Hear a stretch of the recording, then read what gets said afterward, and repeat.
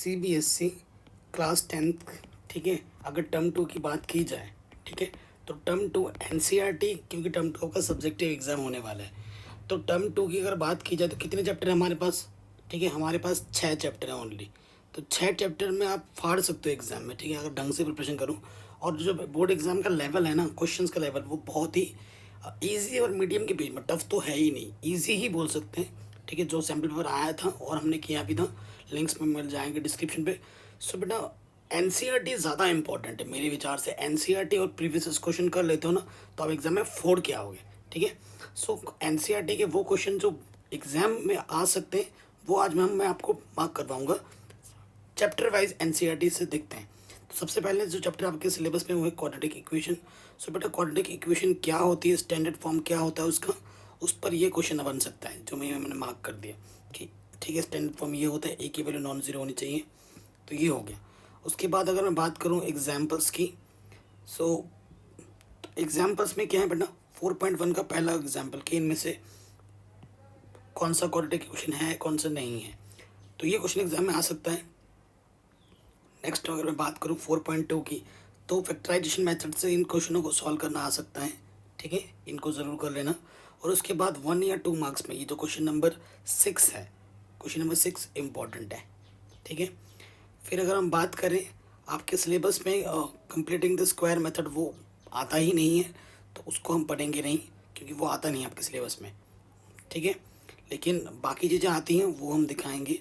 So question बेटा ये question example number 15, ठीक है, टर्म 2 चैप्टर नंबर 4 में बहुत इंपॉर्टेंट है, ये ज़रूर कर लेना। उसके बाद हम बात करें एक्सरसाइज 4.3। सो 4.3 का जो क्वेश्चन नंबर 3 है, ये इम्पॉर्टेंट है। ठीक है, ये चीज़ इम्पॉर्टेंट है। और हाँ, वर्ड्स प्रॉब्लम नहीं आएंगे, ये बात बच्चे बोल रहे थे, लेकिन सैम्पल पेपर में वर्ड्स प्रॉब्लम दिया गया है, लेकिन कैसे, सिंपल वाले वर्ड्स प्रॉब्लम दिए गए हैं। ठीक है, तो सिंपल वाले वर्ड्स प्रॉब्लम दिए गए हैं, उस चीज़ को देखते हुए तो क्वेश्चन नंबर 4 आप बना सकते हो। ठीक है, बाकी ये सिलेबस में ही नहीं है। ठीक है, सिलेबस में नहीं है, तो इनको हमें नहीं करना है।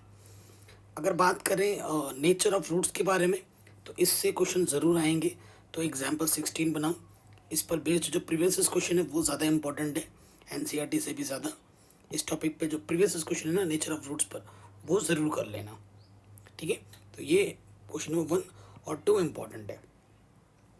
अब हम बात करेंगे चैप्टर नंबर 5 अरिथमेटिक प्रोग्रेशन के बारे में। तो अरिथमेटिक प्रोग्रेशन की अगर मैं बात करूं, ठीक है बेटा, सो ये बहुत ही इजी सा चैप्टर है, और इसमें 5.1 को आप स्किप कर दीजिए, कुछ भी नहीं आएगा यहाँ से। 5.2 में आते हैं। ठीक है, तो nth टर्म क्या होगा। ठीक है, एग्जाम्पल 4, मतलब एग्जाम्पल आपको सारे करने हैं इनमें से। अब बात करते हैं और एक्सरसाइज की बात करें, तो क्वेश्चन नंबर बेटा ये जो सेकंड है ये इम्पोर्टेंट है। ठीक है, 4th इम्पोर्टेंट है, 5th इम्पोर्टेंट है, उसके बाद 7th इम्पोर्टेंट है, और 10th इम्पोर्टेंट है, 11th इम्पोर्टेंट है, 14 इम्पोर्टेंट है। ठीक है, 16 इम्पोर्टेंट है, और 17 इम्पोर्टेंट है। ठीक है, और फिर अगर बात करें 5.3 के, तो इसमें बेटा आपका क्वेश्चन नंबर 2 इम्पॉर्टेंट है, और 5.3 में बेटा क्वेश्चन नंबर 9 इम्पॉर्टेंट है, 4 इम्पॉर्टेंट है, 5 इम्पॉर्टेंट है, 6 इम्पॉर्टेंट है, और 10वां इम्पॉर्टेंट है। ठीक है, 11th भी इम्पॉर्टेंट है, 10वीं से ज़्यादा 11th इम्पॉर्टेंट है, 14 इम्पॉर्टेंट है। बाकी आपके ये सिलेबस में नहीं है, तो नहीं करना है। ठीक है, प्रीवियस क्वेश्चन ज़रूर देख लेना है इससे पहले। एनसीईआरटी ढंग से पढ़ लो, एनसीईआरटी अगर अच्छे से निपट जाते हैं ना, तो पीवाईक्यू आप खुद भी बना सकते हो। ठीक है, मेन चीज़ होती है आपकी बेसिक्स। फिर आपका जो चैप्टर आता है जो इसके बाद सिलेबस में, वो सम एप्लीकेशन ऑफ टिग्नोमेट्री। बहुत ही आसान चैप्टर है, बस टिग्नोमेट्री टेबल आपको पता हो, क्वेश्चन को आपको अच्छे से रीड करना है लाइन बाय लाइन, फिगर आपको अच्छे से बना लेना है, एक चीज़ गिवन होगी, एक चीज़ निकालनी होगी, और उसको फिर सॉल्व करना है। ठीक है, तो हाइट एंड डिस्टेंस वाला टॉपिक आपका रिलेट करता है, एंगल ऑफ एलिवेशन क्या होता है, एंगल ऑफ डिप्रेशन क्या होता है, ये सब आपको पता होना चाहिए। ठीक है, अगर बेसिक्स क्लियर है तो आप चीज़ों को आराम से कर पाओगे। तो बेटा इसमें उदाहरण नंबर, एग्जाम्पल नंबर की अगर बात करूँ, तो एग्जाम्पल नंबर इसमें एक होगा, ये एग्जाम्पल 4 इम्पॉर्टेंट है, और एक इसमें एग्जाम्पल होगा जिसमें तार से खंभे पर चढ़ रहे हैं। ठीक है, कहाँ है वो एग्जाम्पल, एग्जाम्पल नंबर 2, हाँ एग्जाम्पल नंबर 2 ये वाला इम्पॉर्टेंट है बहुत ही ज़्यादा, ठीक है, तो इसको ज़रूर कर लेना। और एक एग्जाम्पल होगा, देखो बेटा यहाँ पर ये, ठीक है, ये वाला फिगर से रिलेटेड एग्जाम्पल, इसको ज़रूर कर लेना। 9.1 पे आते हैं, क्वेश्चन नंबर 2 मोस्ट इम्पॉर्टेंट, ठीक है, question number 2 is most important. Question number 5, ठीक है, 6, 7 ये बहुत इम्पॉर्टेंट है। और उसके बाद नेक्स्ट 2 पोल्स वाला इम्पॉर्टेंट है। एंड 12th जो 12वें नंबर का प्रश्न है वो इम्पॉर्टेंट है। ये 14, 15, 16 मोस्ट इम्पॉर्टेंट, 14, 15, 16 सबसे ज़्यादा इम्पॉर्टेंट 15, ठीक है, ये बार बार रिपीट होता है, बार बार, और ये 16 भी, तो इनको ज़रूर करके जाऊँ। आगे बढ़ते हैं, नेक्स्ट चैप्टर हमारा जो है बता सर्कल, बहुत ही इजी से चैप्टर है, ठीक है। सर्कल में क्या चीज़, सर्कल में रेडियस क्या होती है, डायमीटर क्या होता है, उनके बीच रिलेशन क्या है, ठीक है, ये आपका सेकंड है, ये आपका टेंजेंट है, पॉइंट ऑफ कांटेक्ट, ये सब आपको पता होना चाहिए, ठीक है। इस पर बेसिक क्वेश्चंस आ सकते हैं, जैसे कि बेसिक की अगर मैं बात करूँ तो इसमें 2 थ्योरम भी हैं, 10.1 एंड 10.2 थ्योरम, दोनों का प्रूफ भी आपको आना चाहिए, जो कि मैंने करा रखा है, लिंक्स मिल जाएगी आपको डिस्क्रिप्शन पे। और साथ ही साथ बेटा एक्सरसाइज 10.1 पूरी कर लेना, क्योंकि ये बेसिक्स में क्वेश्चन एक एक नंबर का जो नहीं आता है, बेसिक्स वाले यहाँ से आ सकते हैं, तो ये 10.1 पूरा करना है। इसमें एक थ्योरम होगा 10.2, इसका प्रूफ भी एग्ज़ाम में आता है, ठीक है, कि एक्सटर्नल पॉइंट से किसी टेंजेंट पर, सॉरी किसी इसका सर्कल पर टेंजेंट खींचोगे तो उनकी लेंथ की लंबाई आपस में इक्वल होती है, ये प्रूफ करने के लिए एग्ज़ाम में आ जाता है। और ये बेटा example number 2 most important and example number 3 most important, यहाँ से क्वेश्चन बहुत ज़्यादा पूछे जाते हैं। फिर 10.2 में आ जाओ, 10.2 में जो क्वेश्चन इंपॉर्टेंट है बेटा मेरे विचार में, क्वेश्चन नंबर 4, 5 इम्पॉर्टेंट है, ठीक है, 7 इम्पॉर्टेंट है, ये वाला प्रॉब्लम मोस्ट इम्पॉर्टेंट, ये वाला प्रॉब्लम मोस्ट इम्पॉर्टेंट, ये 2 सबसे ज़्यादा रिपीटेड क्वेश्चन है, कुछ करो या ना करो ये 2 प्रॉब्लम तो करके ही जाना है इस चैप्टर से, ठीक है, बहुत ही ज़्यादा बार पूछा जाता है। उसके बाद क्वेश्चन नंबर 12, ठीक है, 11, 12, 13 ये सिंपल बेसिक्स प्रॉब्लम है, इनको ज़रूर करके जाओ, ठीक है, ये क्वेश्चन हो गए। अब आता है आपका chapter number 13 surface area and volume. अगर मैं इस चैप्टर की बात करूं बहुत आसान है, अगर आपको फिगर का अच्छा नॉलेज है, ठीक है, क्वेश्चन आपसे अच्छे से रीड किए, आपको फॉर्मूले अच्छे से लर्न है, आपके कैलकुलेशन सही है, नंबर इजीली मिल जाएंगे। तो सारा मैं तो वही बोलता हूँ, कब टोटल लगाना है, कब सी ए से लगाना है, कब टी ए से लगाना है, वही मेन चीज़ है क्वेश्चन पढ़ के।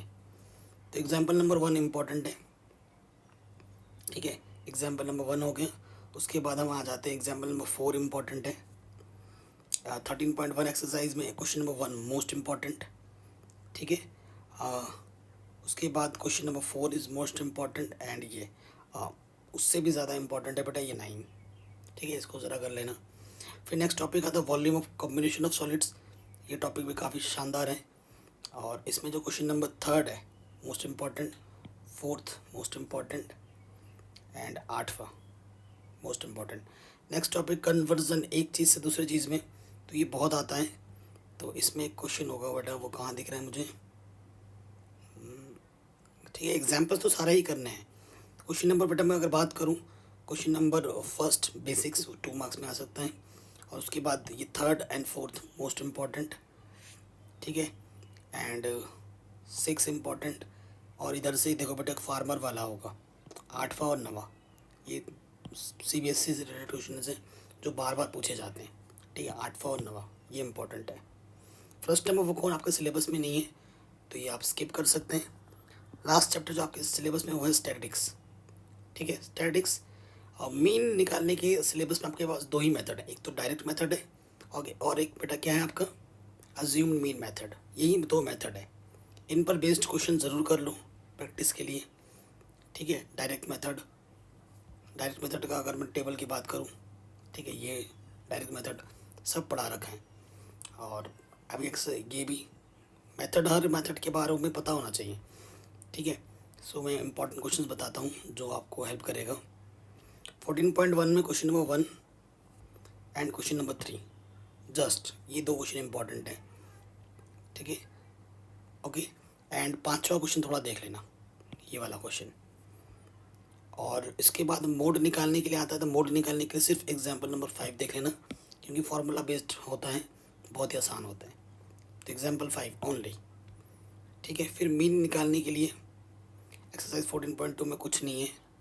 मीडियन निकालने के लिए बेटा क्वेश्चंस अगर मैं बात करूं, यहाँ पर एक एग्जाम्पल्स होगा, ठीक है। एक एग्जाम्पल होगा, मैं दिखा रहा हूँ आपको। हाँ, ये एग्जाम्पल नंबर 8 मोस्ट इम्पॉर्टेंट, इसको ज़रूर कर लेना। और 14.3 में बेटा क्वेश्चन नंबर 1 ज़रूर करना, और एक होगा क्वेश्चन नंबर बिलो वाला है, ये भी question number 3 and question number 4, क्योंकि इसमें इंटरवल का है थोड़ा इशू है ना। ये 2 क्वेश्चन इंपॉर्टेंट है। और एक रिलेशन क्वेश्चन आ सकता है, मीन मीडियन मोड में क्या रिलेशन है, इस पर बेस्ड क्वेश्चन भी आ जाते हैं, तो उसको ज़रूर कर लेना, है ना। मीन मीडियन मोड में एक रिलेशन होता है, और ये ओगिव वाला सिलेबस में नहीं है, तो इसको स्किप कर देना।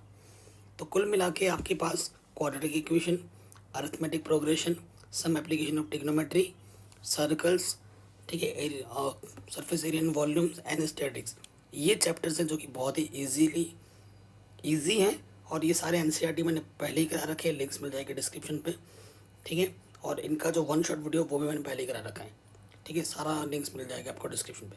चैनल पर रहें, सब्सक्राइब करें, और भी नए नए वीडियोज़ आने वाले हैं चैनल पर इन्हीं चीज़ों को लेके। इसके बाद एनसीईआरटी और प्रीवियस क्वेश्चंस का जो कॉम्बिनेशन है उस पर वीडियो आने वाली है बहुत जल्द चैनल पर।